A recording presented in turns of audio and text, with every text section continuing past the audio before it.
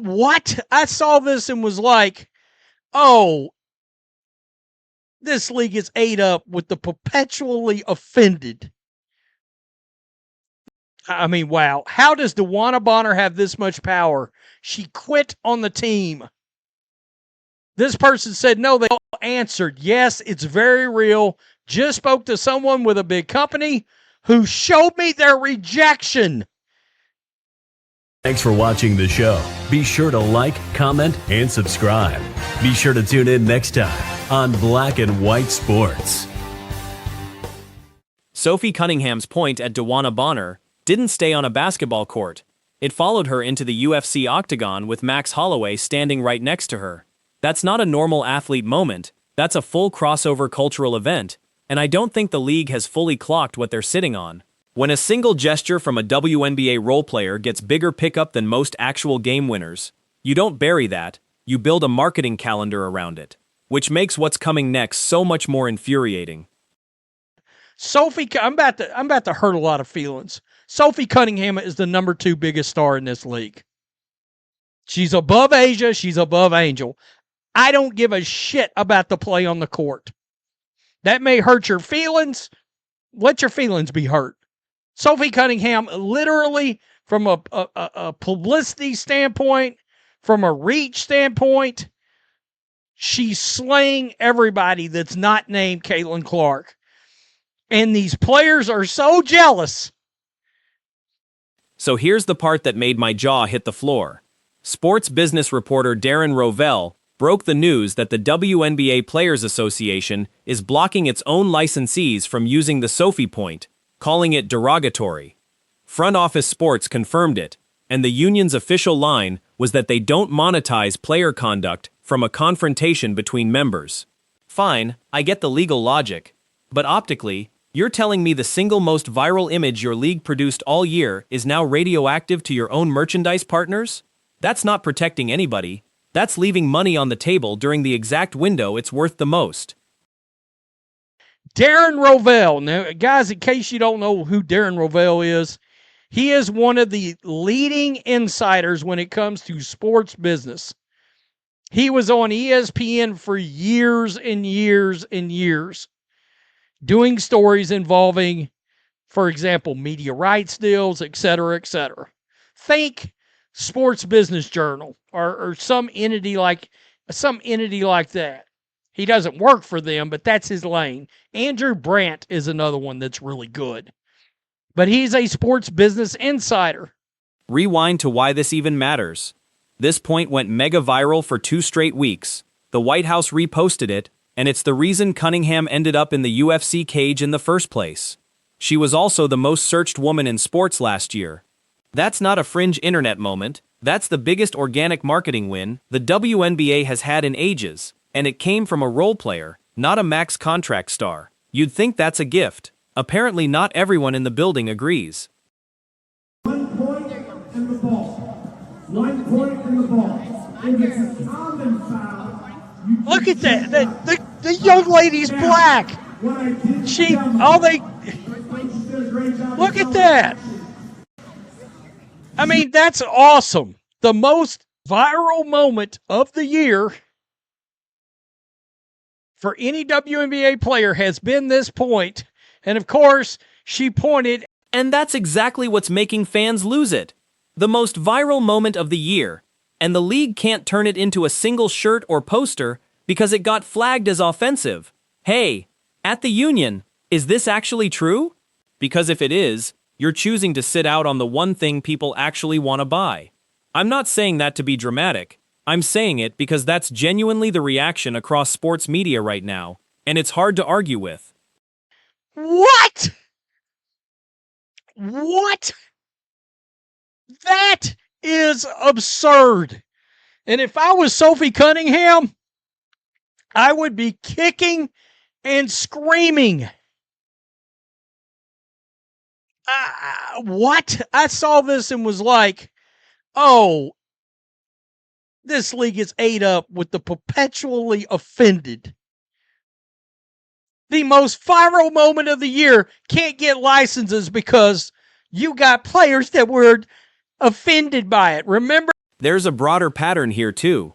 This league gets accused, fairly or not, of turning almost anything into a bigger storyline than it needs to be, and it hasn't turned a profit in its history. Caitlin Clark is the one who dragged casual sports fans into the tent. When your business decisions keep undercutting your own breakout moments, that's not a media conspiracy against you, that's self-inflicted.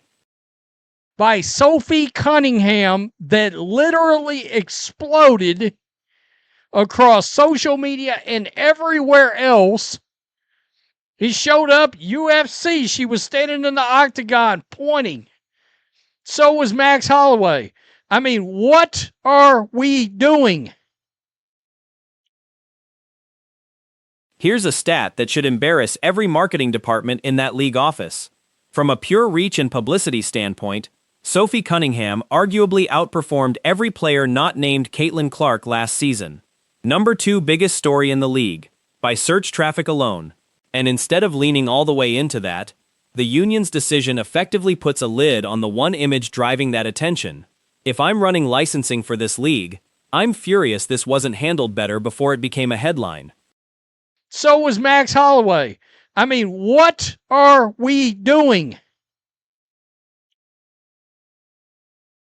But nobody plays the victim like WNBA players. Everything has got to be about a ism, a phobe, oh my God, white supremacy, something. And this is why this league has never turned a profit. This is why this league, they ventured into the mainstream because Caitlin Clark has pulled people in. People online tried to say this whole story was made up. A fake report. Nothing to see here. Rovell shut that down fast, saying he'd personally seen the rejection memo a brand partner received. So this isn't a rumor. It's documented. Which honestly makes it worse, because now there's a paper trail showing the league actively said no to cashing in on its biggest crossover moment of the year. And now they won't issue a license over the Sophie point. They just can't get out of their own way. No, they can't. Hey, losers at the WNBA, at the PA, is this true? If it is, you should stay without fans, views, and money and go back to where you were. I mean, wow. How does DeWanna Bonner have this much power? She quit on the team. This person said no. And it's not like fans don't want this. Watch the reaction when kids at Cunningham's basketball camp all lined up to do the signature point for photos.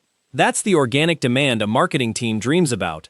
Merch practically writes itself from a moment like that. Instead, the league's licensing arm is treating it like a liability instead of the free advertising it actually is. Moment of the year for any WNBA player has been this point. And of course, she pointed at DeWanna Bonner. Everybody remember that? That's what happened. She pointed at DeWanna Bonner. This thing went mega viral for 2 weeks. The White House posted it. She ended up as a UFC ring girl because of this moment. By the way, again, she was the number one. So when the union says no to a license because we consider it derogatory, what they're really saying is they'd rather sit out the biggest earned media win of the year than risk the optics of profiting off a confrontation. I understand the instinct. Protecting players from having an in-game conflict turned into a product is a defensible policy on paper. But defensible on paper and smart business in practice are two very different things, and this league needed the second one a lot more than the first. By the way, WNBA, that's a lesson for you. Even if this channel went back to covering everything, we would still make these videos. Because you're ignorant, you play the victimhood Olympics, all of that. Tell me what you... Businesses shoot themselves in the foot all the time. That's not unique to the WNBA. What is unique is doing it with the single most bankable moment your league has produced in years, at the exact moment national attention is at its peak because of Clark, Cunningham, and everyone orbiting that story. You don't get a second run at a viral moment. Once the window closes, it's gone. Answered, yes, it's very real. Just spoke to someone with a big company who showed me their rejection. They got a rejection. They sent them a rejection memo is what happened.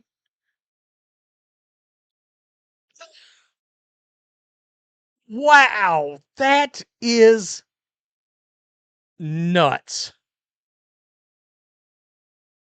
And look, I get the fatigue some fans feel with how often this league ends up in the headlines for the wrong reasons instead of the basketball.